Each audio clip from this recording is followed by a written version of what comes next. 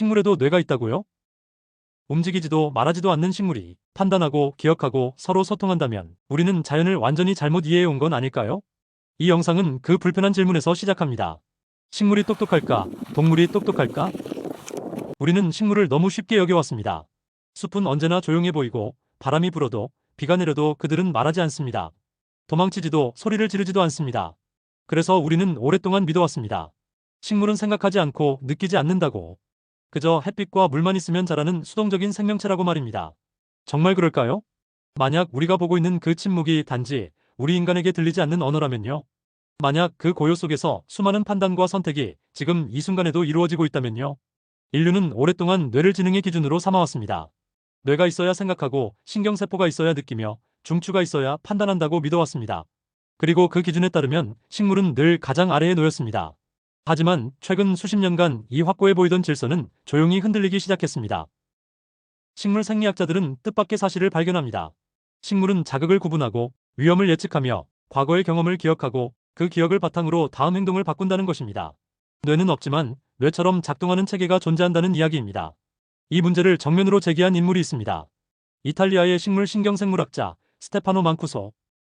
그는 한 권의 책을 통해 전통적인 생물학에 도전했습니다. 책의 제목은 매혹하는 식물의 뇌. 도발적인 이 제목은 학계뿐 아니라 대중의 인식까지 뒤흔들어 놓았습니다. 식물에는 뇌가 없다. 그러나 뇌가 하는 일은 식물도 하고 있다. 식물의 몸을 들여다보겠습니다. 동물의 지능은 머리에 집중되어 있습니다. 눈, 귀, 코, 입, 그리고 뇌. 모든 정보는 위로 모이고 위에서 결정됩니다. 하지만 식물은 다릅니다. 식물에게 가장 중요한 기관은 우리가 거의 주목하지 않는 곳, 땅속에 묻힌 뿌리입니다. 뿌리는 단순히 물을 빨아들이는 수동적인 기관이 아닙니다. 토양의 성분을 분석하고 수분의 방향을 계산하며 독성 물질을 피하고 경쟁자의 존재를 감지합니다. 놀라운 점은 이 모든 판단이 중앙통제실 없이 이루어진다는 사실입니다. 실험 하나를 보겠습니다. 어두운 실험실, 빛은 단 한 방향에서만 들어옵니다. 식물의 뿌리는 두 갈래 길 앞에 놓입니다. 한쪽은 수분이 풍부하지만 영양분이 부족합니다. 다른 쪽은 수분은 적지만 영양분이 많습니다. 뿌리는 잠시 멈춘 듯 보입니다. 그러나 곧 한쪽 방향을 선택합니다. 이 선택은 무작위가 아닙니다. 식물은 자신에게 가장 유리한 조건을 계산해낸 것입니다. 이것은 반사가 아닙니다. 단순한 화학 반응도 아닙니다. 상황을 비교하고 미래의 생존 가능성을 따진 판단에 가깝습니다. 그렇다면 질문은 이것입니다. 판단을 한다는 것은 곧 지능을 의미하는 것일까요? 우리 인간은 지능을 뇌의 소유 여부로 정의해왔습니다. 그러나 자연은 그 정의를 따르지 않습니다. 식물은 중앙 집중식 구조 대신 분산된 지능을 택했습니다. 각 뿌리 끝은 작은 판단 단위로 작동합니다. 이 수천, 수만 개의 끝점이 서로 정보를 교환하며 전체로서의 행동을 만들어냅니다. 마치 개미 집단이나 벌의 군집처럼 말입니다. 더 놀라운 사실이 있습니다. 식물은 전기 신호를 사용합니다. 우리가 신경을 통해 전달하는 전기적 자극과 유사한 방식으로 식물은 정보를 전달합니다. 잎이 잘릴 때 그 신호는 순식간에 줄기와 뿌리로 퍼져나갑니다. 그리고 식물 전체는 즉각적인 대응을 시작합니다. 독성 물질을 분비하거나 성장을 늦추거나 방어 체계를 활성화합니다. 이 모든 과정은 의식적인 결정처럼 보일 정도로 정교합니다. 여기서 우리는 불편한 질문을 마주하게 됩니다. 생각이란 무엇인가? 지능은 어디서 시작되는가? 뇌가 없으면 정말 생각할 수 없는가? 어쩌면 우리는 지능을 너무 좁게 정의해왔는지도 모릅니다. 그리고 그 기준은 자연을 이해하기보다는 인간을 우위에 놓기 위해 만들어진 것일지도 모릅니다. 숲은 여전히 조용합니다. 그러나 그 침묵은 무지가 아니라 다른 방식의 사고일지도 모릅니다. 보이지 않는 곳에서 뿌리는 계산하고 잎은 신호를 보내며 식물은 살아남기 위한 최선의 선택을 반복합니다. 이제 우리는 그 침묵을 다시 들어야 할 시간입니다. 다음 이야기는 식물이 기억한다는 증거, 그리고 그 기억이 행동을 어떻게 바꾸는지를 살펴보겠습니다. 식물도 오랫동안 기억을 할까? 기억은 오랫동안 동물만의 능력으로 여겨졌습니다. 과거의 경험을 저장하고 그 경험을 바탕으로 미래의 행동을 바꾸는 능력. 우리는 이것을 뇌의 고유한 기능이라고 믿어왔습니다. 그렇다면 질문은 이것입니다. 뇌가 없는 식물은 정말 아무것도 기억하지 못할까요? 과학은 이 질문에 대해 의외의 답을 내놓기 시작했습니다. 2000년대 초 한 실험이 식물 연구자들의 주목을 받습니다. 대상은 우리가 흔히 보는 작은 식물, 미모사 푸디카입니다. 사람들은 이 식물을 부끄럼쟁이 풀이라 부릅니다. 잎을 건드리면 즉시 오므라들기 때문입니다. 이 반응은 외부 자극에 대한 방어 행동으로 알려져 있었습니다. 연구진은 아주 단순한 질문을 던졌습니다. 이 반응은 매번 똑같을까? 실험은 이렇게 진행됩니다. 미모사 화분을 낮은 높이에서 부드럽게 떨어뜨립니다. 충격은 있지만 식물에 해가 없는 수준입니다. 처음에는 잎이 즉각적으로 접힙니다. 위험하다고 판단한 것입니다. 그러나 이 실험을 여러 차례 반복하자 놀라운 변화가 나타납니다. 식물은 더 이상 잎을 접지 않습니다. 위험하지 않다는 사실을 학습한 것입니다. 여기서 중요한 점이 있습니다. 이 반응은 일시적인 피로가 아니었습니다. 하루가 지나도 며칠이 지나도 식물은 같은 반응을 보였습니다. 더 놀라운 것은 환경을 바꿔도 이 기억이 유지되었다는 점입니다. 즉, 식물은 경험을 저장했고 그 저장된 정보를 행동에 반영했습니다. 이것은 기억의 정의와 정확히 맞닿아 있습니다. 기억이란 무엇일까요? 과거의 자극을 현재에 불러와 미래의 행동을 바꾸는 것. 식물은 그 과정을 수행하고 있었습니다. 다만 방식이 동물과 다를 뿐입니다. 동물의 기억은 신경세포 사이의 연결, 즉 시냅스의 변화로 설명됩니다. 식물에는 그런 신경 구조가 없습니다. 대신 식물은 화학적 변화와 전기적 신호를 기억의 매개체로 사용합니다. 특정 자극을 받은 뒤 세포 내부의 상태가 바뀌고 그 변화는 오랫동안 유지됩니다. 그리고 같은 상황이 다시 오면 식물은 이미 알고 있는 것처럼 다르게 반응합니다. 이것은 단순한 반사작용이 아닙니다. 반사는 항상 같은 입력에 같은 출력을 내놓습니다. 하지만 기억은 다릅니다. 과거가 개입합니다. 식물의 행동에는 바로 그 과거가 분명히 존재합니다. 기억은 식물의 생존 전략에서 결정적인 역할을 합니다. 가뭄을 한번 겪은 식물은 다음 가뭄에서 수분 사용을 조절합니다. 해충의 공격을 받은 식물은 다음 공격에서 더 빠르게 방어물질을 생성합니다. 이 모든 과정은 경험의 축적 없이는 설명할 수 없습니다. 그렇다면 이 기억은 어디에 저장될까요? 답은 특정 장소가 아닙니다. 식물의 기억은 몸 전체에 분산되어 있습니다. 잎, 줄기, 뿌리, 각 조직은 자신이 겪은 경험을 자신의 방식으로 기록합니다. 이 기록들은 전기 신호와 화학 신호를 통해 서로 공유됩니다. 중앙 서버는 없지만 네트워크는 존재합니다. 이 구조는 우리가 만든 인터넷과도 닮아 있습니다. 어느 한 곳이 망가져도 전체는 작동합니다. 식물은 뇌라는 단일 기관 대신 회복력 높은 지능 구조를 선택한 셈입니다. 이쯤에서 우리는 다시 질문하게 됩니다. 기억이 있다면 의식도 있는 것일까? 과학자들은 이 질문에 신중합니다. 식물의 기억은 인간의 기억과 같지 않습니다. 감정이나 자아 인식이 있다고 말할 수는 없습니다. 그러나 분명한 사실 하나는 있습니다.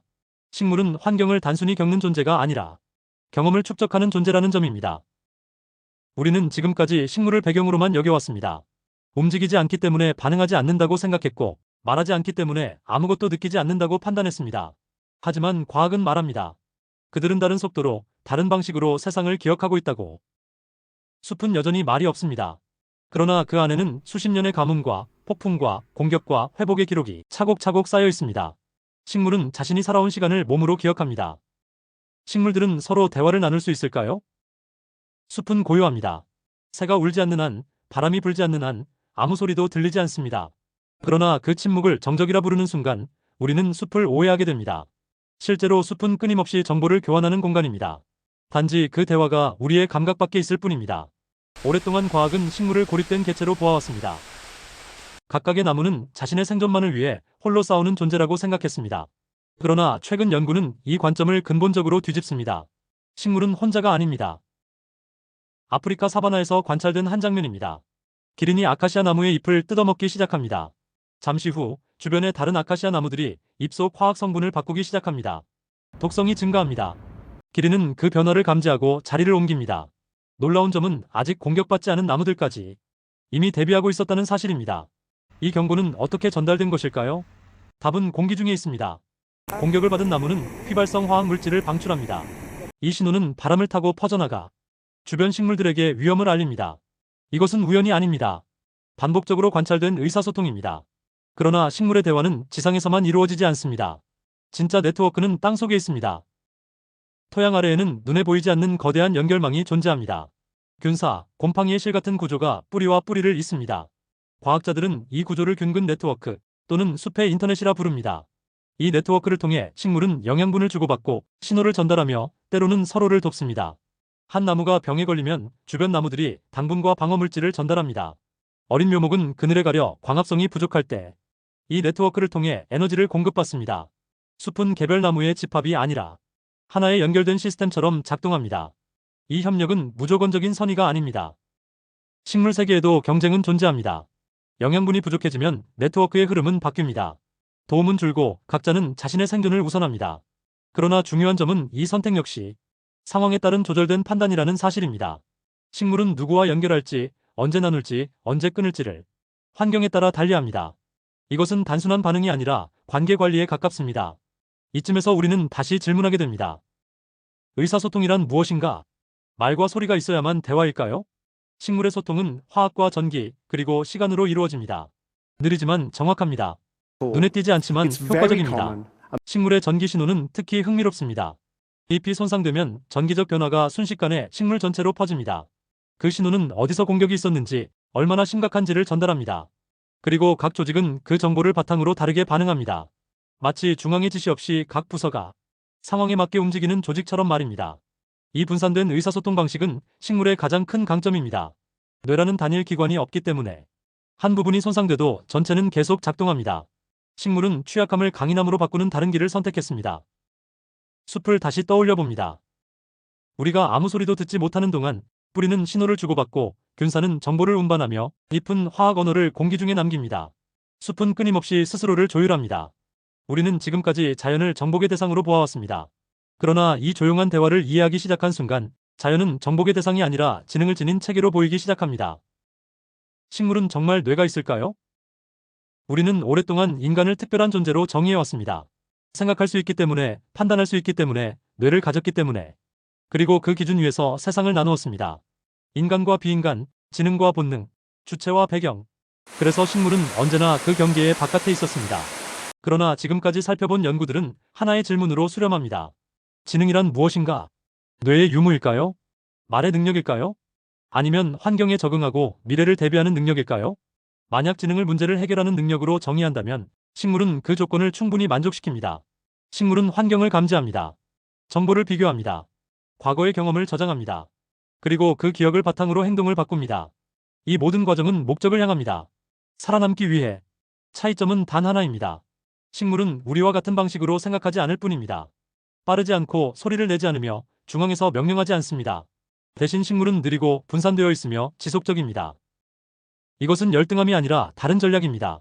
자연은 하나의 해답만을 선택하지 않습니다. 동물에게는 집중된 뇌를 주었고 식물에게는 몸 전체에 퍼진 지능을 주었습니다. 두 방식 모두 수억 년 동안 성공해왔습니다.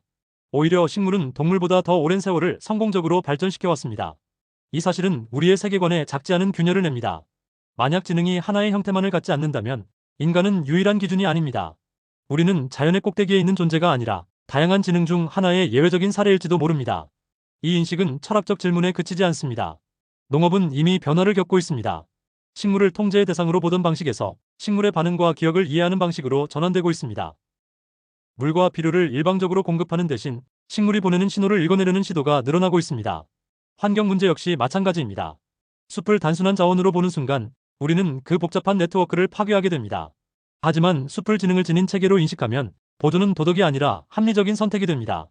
하나의 나무를 베는 일이 단순히 한 생명을 없애는 것이 아니라 수많은 연결을 끊는 일이라는 사실을 이해하게 되기 때문입니다. 그리고 이 변화는 결국 인간 자신에게 되돌아옵니다. 우리는 자연을 지배해왔지만 동시에 자연에 의존해 살아왔습니다. 식물을 무감각한 배경으로 여길수록 우리는 스스로를 고립시켜왔습니다. 숲을 다시 바라봅니다. 그곳에는 움직이지 않는 존재들이 서 있습니다. 그러나 그 정지된 풍경 아래에서는 수많은 선택과 조용한 계산과 끊임없는 소통이 지금 이 순간에도 이루어지고 있습니다. 식물은 말하지 않지만 무관심하지 않습니다. 오늘 이야기는 하나의 결론이 아닙니다. 대신 하나의 시선입니다. 우리가 자연을 어떻게 바라볼 것인가에 대한 시선. 만약 지능이 형태의 문제가 아니라 관계의 문제라면 우리는 자연과 맺고 있는 관계를 다시 생각해야 합니다. 식물은 우리에게 이렇게 말하고 있는지도 모릅니다. 우리는 다르다. 그러나 무의미하지 않다. 숲은 여전히 조용합니다. 그러나 이제 그 침묵은 비어있지 않습니다. 그 안에는 수억 년 동안 자연이 선택해온 또 하나의 지능이 살아 숨쉬고 있습니다. 그리고 질문은 이제 우리에게 남겨집니다. 우리는 그 지능과 어떻게 공존할 것인가? 식물에도 뇌가 있는가?